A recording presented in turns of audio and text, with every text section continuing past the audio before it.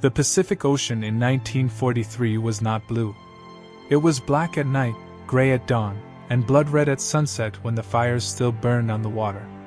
It stretched across a third of the Earth's surface, swallowing fleets whole, hiding carrier task forces beneath clouds and horizons, turning naval warfare into a deadly game of hide-and-seek played across millions of square miles. For the sailors of the Imperial Japanese Navy and the United States Navy, the ocean was both battlefield and graveyard. Men died not knowing where the enemy was. Ships sank without ever seeing what killed them. Aircraft carriers, floating cities of steel carrying dozens of warplanes, could vanish into rainstorms and reappear 200 miles away, launching strikes that arrived like thunderbolts from a clear sky. This was the new reality of naval warfare. Not the orderly gun duels of Jutland or the close-range slugfests of the previous century, but something stranger and more terrifying. The enemy could be anywhere. Your own position was never safe. And the only warning you might get was a blip on a radar screen, a green glow on a cathode ray tube, painted by invisible radio waves bouncing off metal hulls dozens of miles away. Radar. The word itself was new. Radio detection and ranging. Born in laboratories in Britain and America, rushed into production, mounted on ships and islands across the Pacific. It promised to pierce the fog of war, to see the unseeable, to give commanders the godlike ability to know where everything was at all times. But radar in 1943 was not the precise instrument it would later become. It was temperamental, unreliable, prone to strange echoes and phantom returns. It saw rain clouds as solid objects. It mistook flocks of birds for incoming bombers. It showed islands where there were none, and sometimes showed nothing where enemy fleets actually steamed. The men who operated these machines were not engineers or scientists. They were young sailors, hastily trained in the basics of a technology that even its inventors barely understood. They sat in dark rooms lit only by the eerie green glow of their screens, watching the sweep of the antenna paint circles of light and shadow, trying to distinguish signal from noise, real threats from electronic ghosts. On both sides of the Pacific War, radar operators held immense power. Their reports guided admirals, launched airstrikes, positioned battleships. A correct reading could save a fleet. A wrong one could doom it. And sometimes, in the chaos of war, a single exhausted operator could accidentally change the course of history. The island had no name that mattered to anyone except the men stationed there. On Japanese naval charts it was designated Station Rose 17, a speck of volcanic rock and scrubby vegetation in the central Pacific, part of the outer ring of early warning posts that protected the inner defense perimeter of the Japanese Empire. It was not a combat post.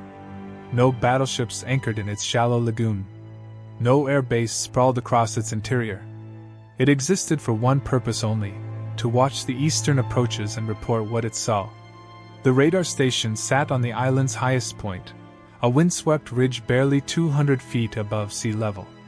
The antenna was a crude lattice of metal tubing that rotated slowly on a concrete foundation, sweeping the horizon like a lighthouse beam made of radio waves instead of light. Next to it stood a low bunker of reinforced concrete, half buried in the hillside, its entrance draped with camouflage netting that did little to keep out the heat or the flies. Inside the bunker, Petty Officer 2nd Class Takeshi Yamada sat before his radar set and tried not to fall asleep. He was 23 years old. He had been on the island for 7 months. Before the war, he had been a radio technician at a commercial broadcasting station in Osaka, which the Navy recruitment officers decided made him qualified to operate a Type 2 Mark I early warning radar. His training had consisted of 3 weeks at a school in Yokosuka, where an instructor who barely understood the equipment himself had shown Yamada and 40 other recruits how to turn it on, how to read the display, and how to report contacts using the proper naval codes. He had not been taught how to distinguish a real target from atmospheric interference. He had not been taught what rain looked like on radar, or how temperature inversions could create false returns, or why the set sometimes showed land masses that did not exist. The instructor had simply told them to report everything and let headquarters decide what was real. So that's what Yamada did. Every watch, 12 hours on and 12 hours off, He sat in the bunker and watched the screen and reported what he saw. Sometimes he reported American bombers, fat, bright returns moving steadily across his display from east to west. Sometimes he reported nothing at all, staring at the green sweep for hours without seeing anything but the coastline of his own island and the occasional weather cell drifting by. The work was monotonous. The bunker was insufferably hot during the day and uncomfortably cold at night. The radar set hummed and clicked and filled the air with the smell of hot electronics and ozone. Yamada's only companion during his watch was the communications operator in the next room, a nervous young seaman who spent most of his time reading old magazines and smoking cigarettes that made the bunker smell even worse. But Yamada took his duty seriously. He knew what radar meant. He had heard the stories from Midway, where American radar had spotted the Japanese strike force and given the defenders time to launch their fighters. He had heard about the night battle at Guadalcanal, where American ships had used radar to target Japanese warships in total darkness. Radar was supposed to be Japan's secret weapon too, the technology that would let them see the Americans coming and mask their defenses before the enemy could strike. Except the Type II Mark I was not very good. It was a first-generation system, designed before anyone really understood how radar should work. Its range was inconsistent, sometimes picking up large ships at 60 miles, sometimes losing them at 20. Its resolution was poor, unable to distinguish individual vessels in a formation. It suffered from a condition the technicians called sea clutter, where the radar waves bounced off ocean waves and created a shimmering mess of false contacts near the horizon. And it was vulnerable to something called anomalous propagation, a phenomenon where the radar beam bent in strange ways due to atmospheric conditions, creating returns from objects beyond the normal horizon or showing phantom targets that didn't exist at all. Yamada had learned about these problems the hard way, through experience rather than training. He had learned to ignore certain types of returns, the fuzzy, indistinct contacts that appeared and disappeared randomly, the bright spots that showed up in the same place every night due to some quirk in the local terrain. He had developed his own informal rules for what to report, and what to dismiss as noise. But on the night of August 14, 1943, Yamada would break his own rules. And in doing so, he would accidentally set in motion a chain of events that would confuse American naval intelligence, alter the movements of an entire carrier task force, and save a Japanese convoy from annihilation. The watch began at 1800 hours, just as the sun was setting behind Yamada in the west. He settled into his chair, adjusted the brightness and gain controls on his radar display, and watched the green line sweep around the circular screen. The coastline of the island appeared as a bright arc on the left side of the scope. Beyond it, the ocean was mostly empty. The weather was building. Yamada could see it on the screen, a large, diffuse return to the southeast, probably a rain system moving northwest. The barometer had been falling all day, and the wind had picked up after sunset, carrying the smell of distant rain. By 2000 hours, the rain had arrived. It drummed against the concrete roof of the bunker and found its way through gaps in the camouflage netting, creating small pools of water on the floor. On Yamada's radar screen, the rain appeared as a broad area of clutter, filling the southeastern quadrant of his display with a shifting mass of false returns. Yamada reduced the gain, trying to see through the weather. This was always a delicate balance. Too much gain and the screen filled with noise. Too little and you might miss a real target hiding in the clutter. At 20:47 hours, something appeared at the edge of his screen. It was faint, just a slightly brighter return amid the general clutter of the rainstorm. Most operators would have ignored it. It could have been anything, a particularly dense cell in the storm, a patch of heavy rain, even a flock of seabirds caught in the radar beam. But there was something about the way it moved.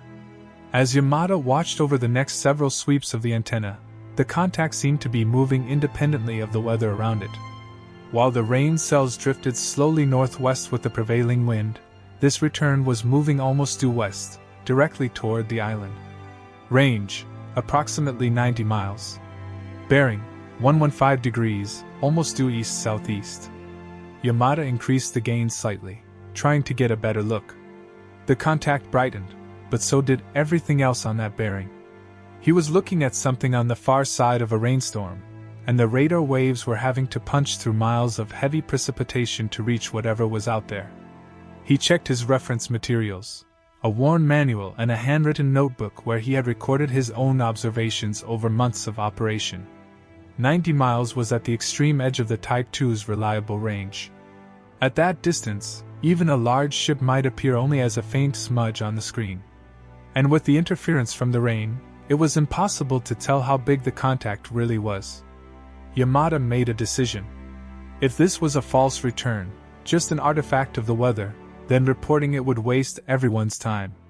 Fleet headquarters was already overwhelmed with reports from dozens of stations like this one. If he cried wolf too often, they would stop taking his reports seriously. But if it was real, if there was actually something out there, then failing to report it could be catastrophic. He decided to wait. He would watch the contact for another 10 minutes.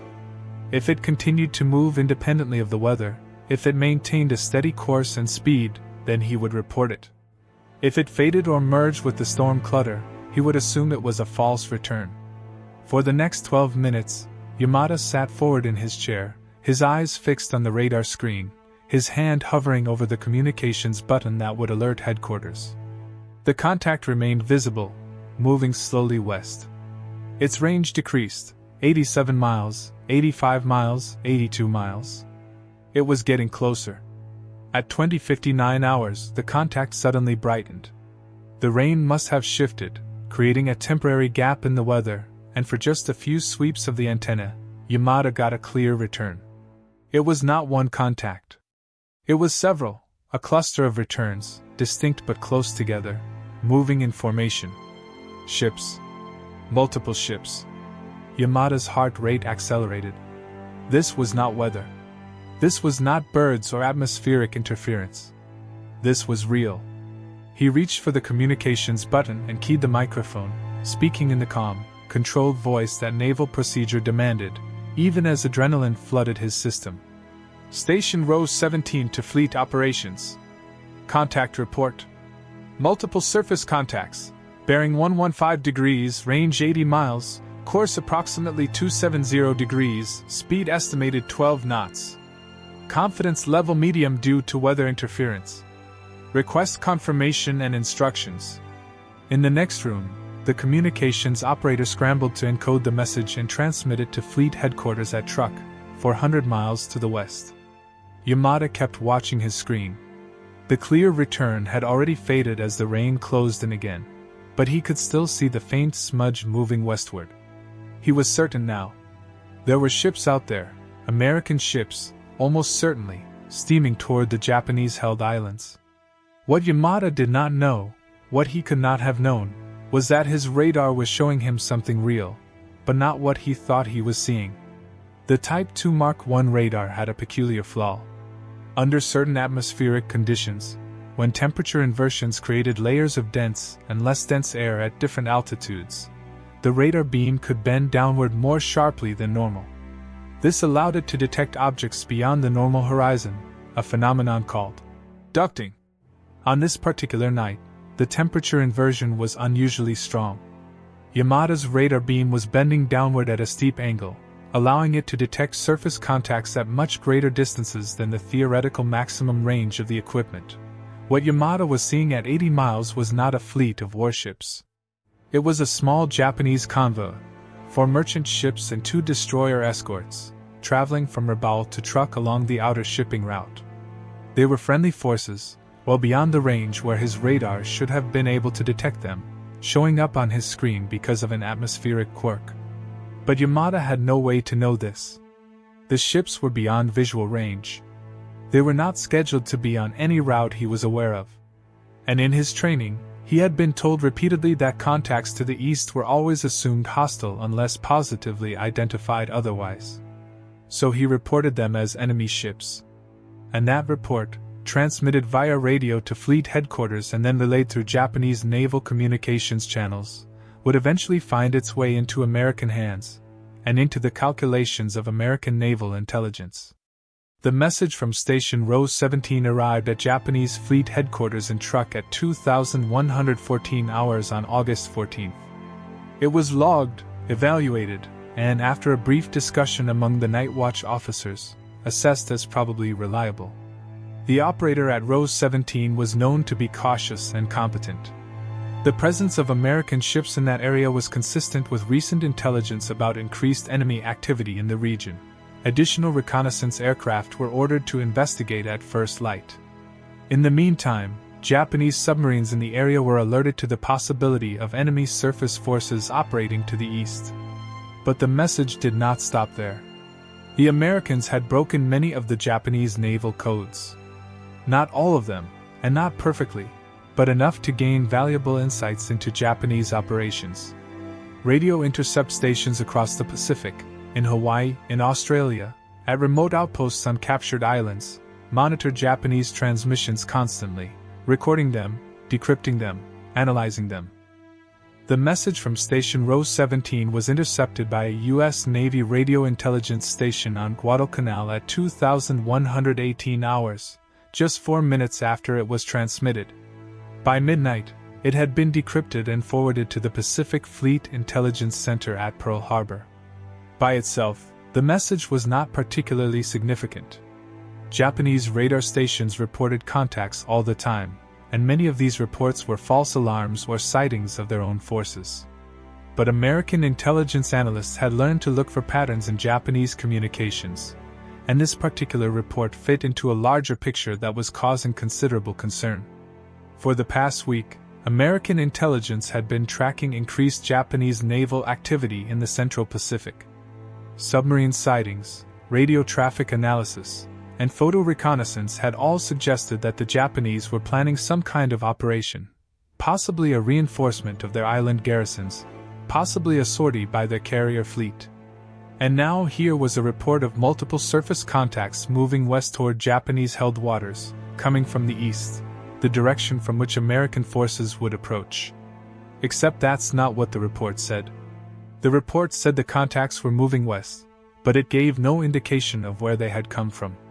American analysts, looking at the decrypted message, made an assumption. They assumed that if a Japanese radar station was reporting westward moving contacts as worthy of note, it must be because those contacts were assessed as hostile. Which would mean they were American ships being detected by Japanese radar. This interpretation was reinforced by what the Americans knew about their own operations in the area. Task Force 11, built around the carrier USS Saratoga, was operating approximately 300 miles east of Station Row 17's reported position. The task force had been conducting raids on Japanese shipping and installations in the Central Pacific for the past 2 weeks. Was it possible that Japanese radar had detected TF-11? The reported range, 80 miles, was at the extreme edge of what American intelligence believed Japanese radar was capable of, but not impossible. And if the Japanese knew where Saratoga was, they might be planning to attack. This assessment reached Rear Admiral Richmond Kelly Turner, serving as Chief of Staff to Admiral William Halsey, at 0240 hours on August 15. Turner was a meticulous and cautious officer, known for his attention to detail and his unwillingness to take unnecessary risks. He looked at the intelligence report, considered the implications, and made a decision. If the Japanese had detected TF-11, then continuing operations in the current area was dangerous. The element of surprise was lost. The Japanese could be positioning submarines for an ambush, or preparing their own carrier forces for a counterattack. The prudent course of action was to withdraw TF-11 to the southeast, open the range, and reassess the situation. At 0430 hours, Admiral Halsey transmitted new orders to TF-11, break off current operations, retire to the southeast at maximum practical speed, and maintain radio silence until further notice. The task force commander, Rear Admiral Frederick Sherman, received the orders at 0445 hours. He was puzzled. The task force had not detected any indication that the Japanese were aware of their presence, but he followed orders. By 0530 hours, Saratoga and her escorts had reversed course and were steaming southeast at 25 knots, putting distance between themselves and the suspected Japanese detection. What neither Sherman nor Halsey nor anyone in American naval intelligence knew was that the multiple surface contacts reported by Station Rose 17 were not American ships at all. They were Japanese ships, detected by their own radar due to atmospheric propagation effects, misidentified by an exhausted operator who was doing his best with inadequate equipment and insufficient training. The Americans were running away from a ghost. But the consequences of that decision were very real. 300 miles to the west of where Yamada sat watching his radar screen, a Japanese convoy was approaching the island of Truk. It consisted of 4 transport ships carrying critical supplies, aviation fuel, ammunition, spare parts for aircraft and ships, and was escorted by 2 Fubuki-class destroyers. The convoy was valuable but not irreplaceable. What made it critical was timing. The supplies it carried were needed immediately to support Japanese air operations in the Central Pacific. Without them, the air groups based at Truk and Rabaul would have to reduce their sortie rates within 2 weeks. American intelligence knew about this convoy. It had been spotted by a submarine 3 days earlier, and its route and schedule had been estimated with reasonable accuracy. The plan had been for TF-11 to intercept it on the morning of August 15th, launching a strike from Saratoga's air group to sink the transports before they could reach Truk. But at 0530 hours, when Saratoga reversed course and headed southeast, that plan was abandoned. The carrier was now moving away from the convoy's projected track. By the time Admiral Sherman received clarification and new orders, which would not happen until late on August 15th, after reconnaissance aircraft confirmed that the Japanese had not actually detected the task force, the convoy would be safely under the air umbrella protecting Truk. The 4 transports arrived at Truk on the evening of August 15th, undamaged and unmolested. Their cargo was unloaded and distributed to air bases across the region. The aviation fuel they carried would support another 3 weeks of intensive air operations. The ammunition would arm hundreds of combat sorties. It was a small victory in a war full of larger battles, but it had real consequences. Over the next month, Japanese aircraft flying from Truk and Rabaul would shoot down 37 American planes and damage dozens more. Some of those Japanese aircraft were flying because of the fuel delivered by that convoy. Some of those Japanese pilots were firing ammunition that had arrived on those transports. And all of it happened because Takeshi Yamada, sitting in his radar bunker on a nameless island, had seen something on his screen that he couldn't quite identify, made the best decision he could with the information available, and accidentally created a deception that fooled an entire navy. The mistake was not discovered immediately. For several days, American intelligence continued to believe that Japanese radar had detected TF-11 on the night of August 14th. It was only when analysts began correlating the timing and position of the reported contact with known Japanese movements that doubts began to emerge. A junior intelligence officer at Pearl Harbor, Lieutenant Commander Edwin Layton, was the first to notice the discrepancy. He was reviewing decoded Japanese messages from mid-August when he came across a routine shipping report indicating that a convoy had passed through the area southeast of Truk on the night of August 14th to 15th. The convoy's position and course matched almost exactly with the contact reported by Station Rose 17.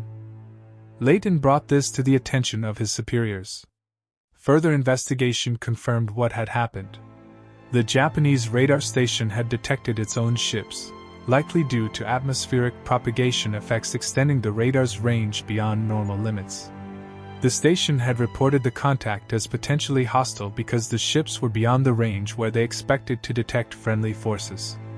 And American intelligence, intercepting that report, had assumed it referred to the detection of American ships, because that's what made sense given the context and the location. It was an understandable mistake. Both sides had made reasonable assumptions based on incomplete information. The Japanese operator had reported what he saw, following procedures that told him to report all contacts and let headquarters sort out the details. American intelligence had interpreted that report in light of what they knew about their own operations and Japanese capabilities. But the result was that a valuable target had escaped, and a carrier task force had spent critical time and fuel running away from a threat that didn't exist. The discovery of the error was kept quiet. It appeared in intelligence summaries as a note about the unreliability of Japanese radar reports, and the need to be cautious about assuming that intercepted detection reports necessarily referred to American forces. There was no investigation, no reprimand, no dramatic revelation. Admiral Halsey's staff noted the incident and moved on. There were more important things to worry about.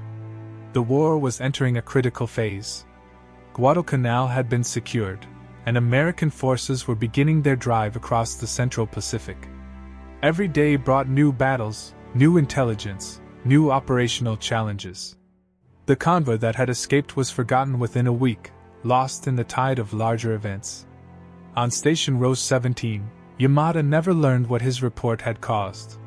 He continued his watch routine, monitoring his radar screen, reporting contacts, trying to distinguish signal from noise.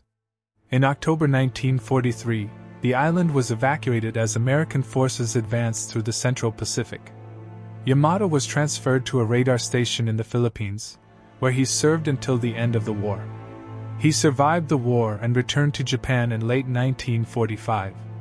He went back to work as a radio technician, eventually managing a small electronics repair shop in Osaka.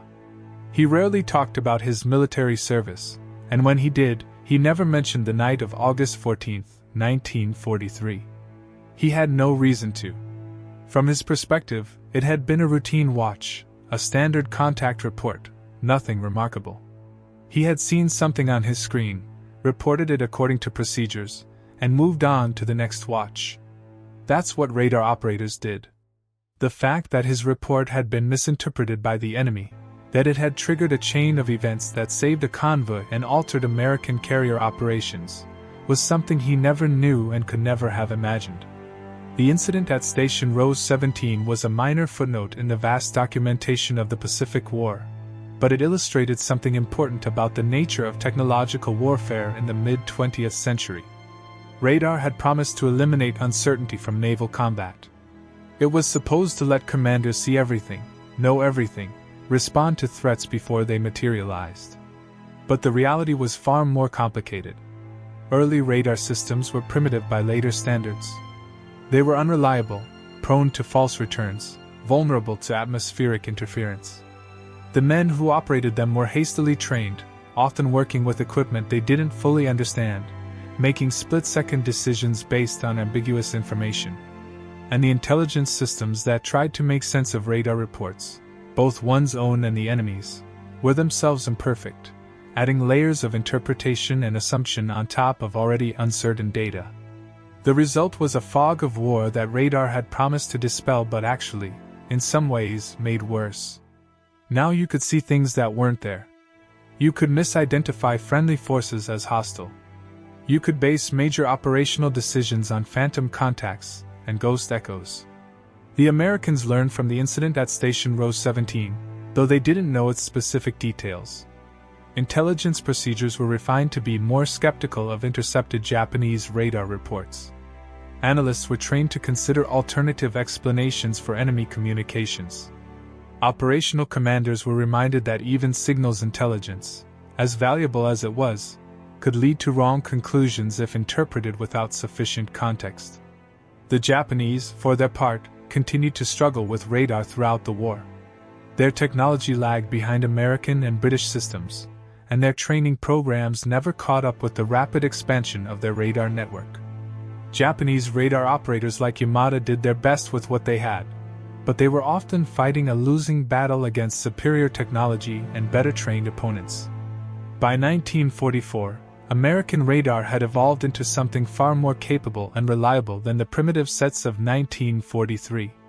New systems with better resolution, longer range, and sophisticated clutter reduction capabilities gave American ships and aircraft an overwhelming advantage in detecting and tracking enemy forces. The era when a single misidentified contact could alter the course of an operation was passing. But in August 1943, that era was still very much alive. The technology was new enough, unreliable enough, and poorly understood enough that human error could propagate through the system and create consequences far beyond what any individual operator intended. Takeshi Yamada made a decision based on what he saw on his radar screen. He followed his training, used his best judgment, and reported what he believed to be an enemy contact. That he was wrong, That he was actually looking at friendly ships that his radar should not have been able to detect at all, was not his fault.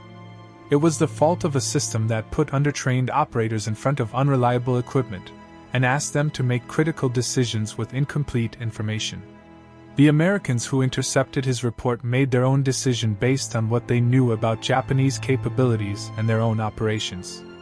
They made a reasonable assumption that turned out to be wrong, and they acted on it, pulling a carrier task force out of a position where it could have destroyed a valuable enemy convoy. Neither side did anything foolish or negligent. Everyone followed procedures, used their training, made rational choices. And yet the result was a perfect comedy of errors, a deception that no one intended, that served no strategic purpose, that happened purely by accident. This is the reality of war. Not the clean narratives of clever plans and brilliant strategies, but the messy truth of incomplete information, imperfect technology, and exhausted human beings making their best guess in the dark. Radar did not eliminate the fog of war. It just made it more complicated. The green glow of the radar screen became the defining image of mid-century warfare.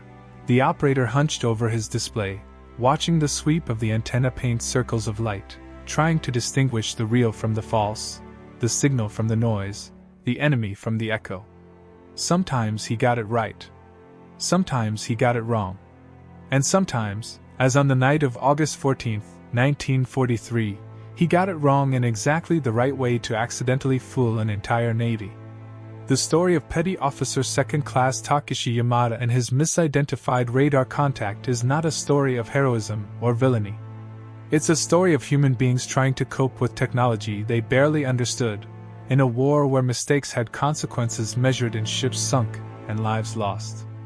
It's a reminder that behind every blip on a radar screen, every intelligence report, every operational decision, there are people, tired, uncertain, doing their best with what they have. And sometimes, in the chaos of war, a single human decision, one young operator choosing to report what he saw rather than dismiss it as noise, can ripple outward in ways no one could predict, changing the course of events in ways no one will ever fully understand. The radars swept on through the night. The war continued. The ocean kept its secrets. And somewhere in a bunker on a forgotten island, a green glow painted circles in the dark, while a young man watched and wondered what was real. The nature of technological warfare. Years after the war ended, when radar had become commonplace and the primitive systems of 1943 were museum pieces, veterans would sometimes gather and tell stories about the early days of the technology. They would talk about the phantom fleets that appeared on screens and vanished without explanation. They would describe the night battles where radar saved their ships, and the times when it failed them completely. They would remember the strange echoes, the unexplained contacts, the moments when they had to decide whether what they were seeing was real or just another ghost in the machine. Most of these stories were never written down. They existed in the oral tradition of veterans' reunions and naval history conferences, passed from one generation of radar operators to the next, gradually fading as the men who had lived through those days grew old and died. The incident at Station Rose 17 would have been forgotten entirely if not for the accident of its appearance in decrypted Japanese communications and American intelligence reports. But even there, it was buried in thousands of pages of documentation, a minor footnote in a war that generated millions of pages of reports, logs, and summaries. The larger truth that it illustrated, however, remains relevant. Technology in warfare is never as clean or reliable as it appears in textbooks or official histories. Behind every technical system are human beings, operators, analysts, commanders, who must interpret ambiguous information and make decisions under pressure. And those human beings bring all their limitations with them: fatigue, stress, incomplete training, the tendency to see what they expect to see rather than what's actually there. This was true in 1943 when radar was new. It remained true in later wars with more sophisticated technologies.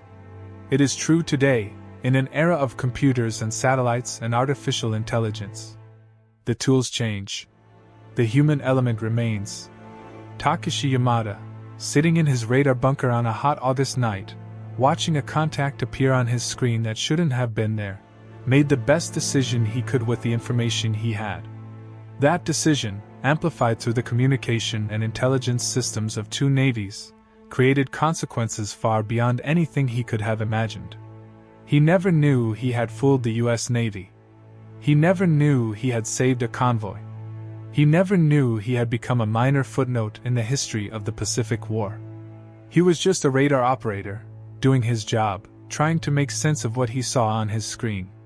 In the end, that's all any of us can do. The green glow fades.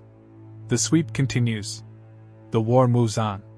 And somewhere in the dark, something appears on the screen, and a young man has to decide, is it real, or is it just another ghost?